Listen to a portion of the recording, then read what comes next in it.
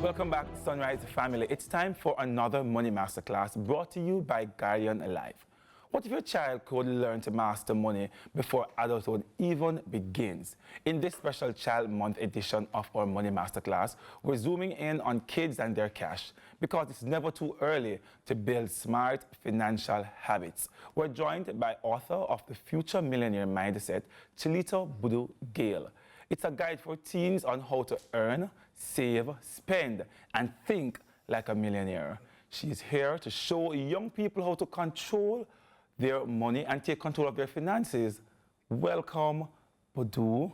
How are you doing this morning? I'm good, thank you, Carlton. It's an honor being here. Wonderful, but I don't look so nervous now because we're talking about money, but money from a different perspective, right. From children's perspective, from teenagers, from young persons. And I wanted to start there because why was it so important for you to take the money conversation from that perspective, from children, from a teen perspective? All right, so I started young. I started my little business when I was 9 years old. So I always knew how to make money, but I didn't always know how to manage it.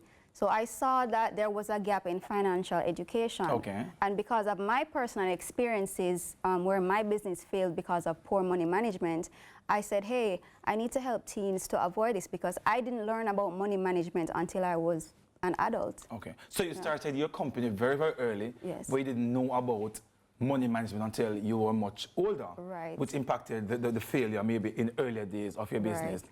But you have written this book. What in this Future Millionaire book teens can use, a child can use, young adults can use? What specifically in this book can they use to kind of help them to pivot and to be a better money manager? What chapters specifically? Well, we have, in this book, I speak about the 10-20-70 principle, okay. which talks about giving 10%, that's your tithes, generosity, charities, okay. and save and invest 20% of your income, and also to live on 70%. I also speak about biblical principles because God wants you to be financially successful, right? And there's also the method of goal setting, which is the SMART method. So all of these principles will help teens to manage money wisely. As you mentioned, to help them to manage money wisely, what are some of the biggest mistakes that you think young persons may know which impacts their financial lives now and maybe in their early adult years? What are some of the mistakes that they make? I think the biggest mistake is not investing in financial education. Okay. And if you don't understand money, you're not going to know how to use it. Trust me. So to avoid this, it's best that financial education is taught early on in life, and this can be taught in schools by parents, but let me be honest, some parents don't know how to teach their children. Because they don't know themselves. Yeah. Right. So apart from financial education, because sometimes that is not maybe within their control because the system may not have been teaching financial education, what mistakes that they make, a teenager who's 17, somebody who is 18, what are some of the mistakes that, apart from not getting it in school earlier, what are some of the things that they have done or they do or we would have done in our early years that is making that negative impact? I think impulse spending is one. Spending beyond your means is also one. Not learning how to save, not learning how to budget, because if you cannot track your money, then you're not going to know where your money is going, and then you're going to end up broke. Okay, dog. But what's one thing that teens can do now that can change the trajectory of their financial lives? I believe that if teens start to save at this early age, even if it's just $100 from your lunch money, I believe that saving teaches discipline, and discipline is a key factor in actually building financial freedom. Yeah. So there are how many chapters in your book now?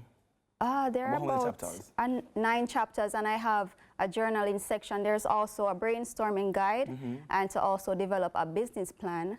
So this is a full thing, right. a full thing. I'm asking that because give me 1, 2, 3 chapters from your book that stood out to you while you were writing, and that when teenagers get this book or young adults get the book, they can say, no man, I'm going to run to these 3 chapters because. What are those 3 chapters All right, so you have chapter 1, which is the millionaire mindset starts early, and it speaks about a poverty mindset versus a millionaire mindset. Yeah.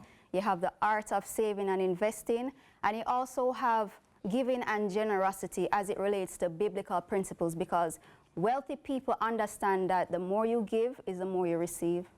Trust me. So you spoke about the giving aspect of things in the book.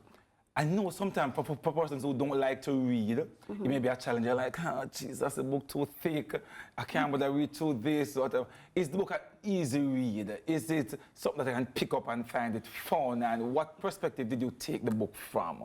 Was it more of a, let me explain, or, what perspective did you take? All right, so when I was writing this book, I wanted it to be engaging. So, I had my illustrations, I have my little character to make it fun and relatable so that it could be an easy read. It also have pictures in the book? Yes. Yeah, because I'm one of the readers, I love pictures in my book. My storybook must have the pictures.